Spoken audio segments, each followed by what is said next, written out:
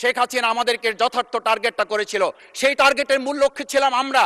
আমাদেরকে বলা হয়েছিল একটা গুলি করলে একটা সরে বাকিগুলো লড়ে না, সেই লড়ে না লোকগুলো ছিলাম আমরা। মাননীয় স্পিকার, আপনারা যেমন 51% সমর্থন নিয়েছেন, 70% প্রায় জনগণ কিন্তু গণবিপ্লবের গণভোটের পক্ষে তারা রায় দিয়েছে। গোটা বাংলাদেশ আবার জেগে উঠে গণভোটকে তারা কার্যকর করছে। সংবিধানের প্রতি আজকে বর্তমান সরকারি দলের কেন এত প্রেম জাগ্রত হয়েছে, এটা বাংলাদেশের মানুষের জানার অধিকার আছে। যদি সংবিধানই আমাদের রক্ষা করতে পারত, তাহলে সংবিধান আমাদেরকে বলে দিত যে আমাদের সেদিন বালু ট্রাক সরানোর ক্ষেত্রে সংবিধানের পৃষ্ঠা আমাদেরকে খুঁজতে হতো। সংবিধান যদি আমাদেরকে রক্ষা করতে পারত, তাহলে 72-এর সংবিধানের আলোকে আজকে আমাদের এখানে থাকার কথা না। আমি শফিকুল ইসলাম মাসুদ, আমার এখন জেলখানায় থাকার কথা। সংবিধান যদি মানতে হতো, তাহলে আমাদের মাননীয় প্রধানমন্ত্রী বাংলাদেশে থাকার কথা না, ওনার দেশের বাইরে থাকার কথা। সংবিধান মানতে হলে বর্তমান স্বরাষ্ট্রমন্ত্রীর এখন দেশের বাইরে থাকার কথা ছিল। এখন মহামান্য রাষ্ট্রপতির ভাষণ সম্পর্কে আনীত ধন্যবাদ প্রস্তাবের উপর আলোচনা করবেন পটুয়াখালী 2 আসন থেকে নির্বাচিত মাননীয় সংসদ সদস্য জনাব ডক্টর মোহাম্মদ শফিকুল ইসলাম। আপনার সময় 5 মিনিট। আমার তো 8 মিনিট ছিল, আমি যতটুকু জানি।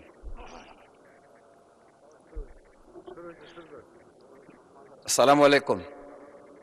মাননীয় স্পিকার, আপনাকে ধন্যবাদ। আজকে আমি মহান আল্লাহর দরবারে শুকরিয়া আদায় করি এবং আমার প্রিয় পটুয়াখালী 112 বাউফল 2 আসনের যারা নির্যাতন, নির্মম এবং হামলা মামলার শিকার হয়েও ভয়কে জয় করে ন্যায় এবং ইনসাফের প্রতীকে ভোট দিয়ে তারা আমাকে বিজয় করে এখানে কথা বলার সুযোগ করে দিয়েছে। মাননীয় স্পিকার, আপনি জানেন আজকে আমরা যখন এখানে দাঁড়িয়ে কথা বলি, তখন আমাদেরকে এটা ভাবতে হচ্ছে যে আমরা কথা বলতে গিয়ে আবার বিগত 17 বছরের কোনো একটা বৈষম্যের মধ্যে পড়ে যাচ্ছি কিনা। কিন্তু আমাদেরকে এটা ভাবতে হচ্ছে, আমরা যখন এখানে দাঁড়িয়ে কথা বলছি, আমাদের কথা বলার সময় শহীদ শরীফ ওসমান হাদি ইনসাফের পক্ষে কথা বলার সময় বলেছিল, আমার প্রতি যে জুলুম করবে আমি তার সাথেও ইনসাফ করতে চাই।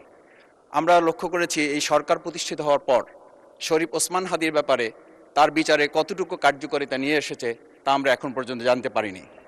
আমার মনে হয় আমরা সংবিধান নিয়ে ঘাটাঘাটি করতে করতে যদি সংবিধানই আমাদের রক্ষা করতে পারত, তাহলে সংবিধান আমাদেরকে বলে দিত যে আমাদের সেদিন বালু ট্রাক সরানোর ক্ষেত্রে সংবিধানের পৃষ্ঠা আমাদেরকে খুঁজতে হতো।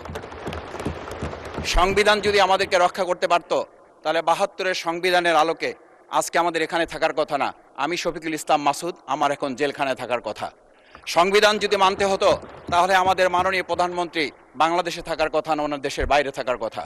সংবিধান মানতে হলে বর্তমান স্বরাষ্ট্রমন্ত্রীর এখন দেশের বাইরে থাকার কথা ছিল। সংবিধান মানতে হলে যে বাচ্চাদেরকে আজকে এখানে শিক্ষা দেওয়া হচ্ছে, দীক্ষা দেওয়া হচ্ছে, কিংবা তাদেরকে কোনো কোনো ক্ষেত্রে জাসদের সাথে তুলনা করা হচ্ছে, সেই বাচ্চাদের নিয়েই আমরা এই সরকার দলের লোকদেরকে, সরকার দলের সম্মানিত নেতৃবৃন্দকে আমরা চোখের পানিও ফেলতে দেখেছি। আবার কাউকে কাউকে কথা বলতেও শুনেছি যে এই সমস্ত বাচ্চাদের, আমরা তাদের শিক্ষার্থীদের আন্দোলনের সাথে আমাদের কোনো সম্পর্ক ছিল না। আমরা খুব লজ্জিত হই মাননীয় স্পিকার, আমাদের এই বর্তমান সময়ে আমরা যদি এটা খেয়াল করি যে আমাদের বাংলাদেশের এই বর্তমান প্রেক্ষাপটটা নতুন করে এখন যে গণভোটের যে আজকে ন্যায্যতা অন্যায্যতা, সাংবিধানিক পৃষ্ঠা, লাইন, অক্ষর, দাড়িকমা আমাদেরকে শেখানোর চেষ্টা করা হচ্ছে, যদি সেটা হতো তাহলে বাংলাদেশ জাতীয়তাবাদী দলের সম্মানিত মহাসচিব তিনি কয়েক হাজার পুলিশের বেষ্টনীর মাঝখানে একা একটা মোবাইল নিয়ে তাকে আমরা দাঁড়িয়ে থাকতে দেখেছি, তখন সংবিধান আমাদেরকে রক্ষা করতে পারে নাই। কারণ স্পিকার, আমি 350 মামলা নিয়ে 7 মাসের ব্যবধানে, আপনিও আমার 2-1টা মামলাতে আপনি আমাকে সহযোগিতা করেছেন, সেটা এই সুযোগে ধন্যবাদ জানাতে চাই। আমার 350 মামলা জামিন করতে 7 মাস সময় লেগেছে, আমার বের হতে সময় লেগেছে 4.5 বছর। আমি সেই 4.5 বছরে 3 বার রিয়ারেস্ট হয়ে 2 বার গুম হয়েছি। আমি তখন ডিজিএফআই, এনএসআই, ডিবিএসবির কাছে জানতে চেয়েছিলাম আমার সামনে দিয়ে বড় বড় নেতারা বের হয়ে যাচ্ছে, আমার অপরাধটা কি? তখন বলেছিল তারা হুমকি না, হুমকি হচ্ছেন আপনারা। আমাদেরকে যখন শেখ হাসিনার শেষ সরকার নিষিদ্ধ করেছিল, তখন তারা 14 দল মিটিং করে বলেছিল এই জামাত শিবিরই হচ্ছে সবচেয়ে বড় সমস্যা, তাদেরকে নিষিদ্ধ করলে এই আন্দোলন থেমে যাবে।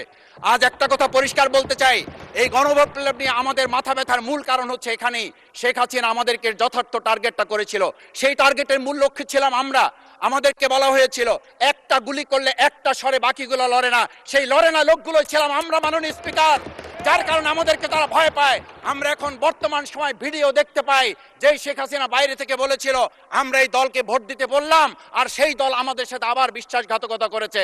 আমরা সেই শেখ হাসিনার বক্তব্য শোনার পর আমরা কাউকে আজকে এখানে বলতে শুনে নাই শেখ হাসিনার ওই বক্তব্য সঠিক নয়। এই মানুষ প্রতারিত হয়েছে, বেইমানি করা হয়েছে। আবার যদি গণভোট জুলাই সনদ নিয়ে এই জাতির সাথে প্রতারণা করা হয় তাহলে মূল্য দিতে হবে শুধু নয়, আবার আমাদেরকে 17 বছরের সেই জেল জুলুম নিপীড়ন গুম খুনের জায়গায় আমাদেরকে ফিরে যেতে হবে। আমি মনে করি পরিষ্কার বক্তব্য, গণভোটের প্রতি সমর্থন না জানিয়ে জুলাই সনদকে যদি আজকে ইগনোর করা হয় তাহলে আমাদেরকে কিন্তু আবার সেই গুম খুনের আয়নাঘরের দিকে আমাদেরকে ধাবিত করা হবে। আমি মনে করি গণভোটের বিরোধিতা করার অর্থ হচ্ছে আমরা আয়নাঘরকে সমর্থন করতে চাই। গণভোটের বিরোধিতা করা মানে হচ্ছে 70% মানুষকে আমরা অন্যায্যভাবে তাদেরকে আবার ধিক্কার জানাতে চাই।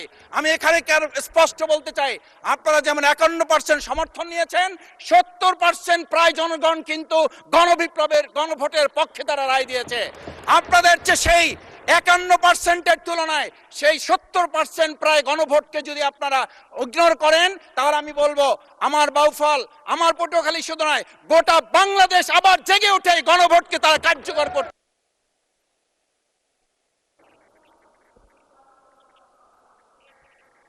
ধন্যবাদ, আপনি 1 মিনিট পেয়েছেন। স্পিকার, আমি পরিষ্কার এইটার কথাটা এই জন্য বলছি, আজকে সংবিধানের লাইন ধরে ধরে যদি আমাদেরকে এই কথা জানতে হতো তাহলে আমাদের নেতৃবৃন্দকে ফাঁসির মঞ্চে যেতে হতো না। আমার মতো ছোট মানুষের কাছে সে সময় ডিজিএফআইয়ের কাছে প্রস্তাব এসেছিল, আপনারা কি চান, মন্ত্রিত্ব চান, দেশ পরিচালনা চান, সবকিছু দেওয়া হবে, শুধু শেখ হাসিনার নীতিতে আপনারা আসেন। সেই নীতি তো ছিল 72-এর সংবিধান, সেই নীতি নিয়ে আজকে কেন এখানে এত কথা বলা হচ্ছে? আমরা পরিষ্কার জানি, আমরা যদি সেই 72-এর সংবিধানকে ভালোবাসি তাহলে এখানকার নেতৃবৃন্দ এবং মরহুমা বেগম খালেদা জিয়া নিজে বলেছিল আমরা সুযোগ পেলে এই সংবিধানকে আমরা ছুঁড়ে ফেলে দেব। সেই সংবিধানের প্রতি আজকে বর্তমান সরকারি দলের কেন এত প্রেম জাগ্রত হয়েছে এটা বাংলাদেশের মানুষের জানার অধিকার আছে। আমি আমার প্রিয় বাউফলের মানুষের প্রতি ভালোবাসা শ্রদ্ধা জানাই। যেই বাউফলবাসী আমার দাবি আদায়ের জন্য, আমার এলাকার মানুষের অধিকার আদায়ের জন্য এখানে দিয়েছে, আমি সেই অধিকার।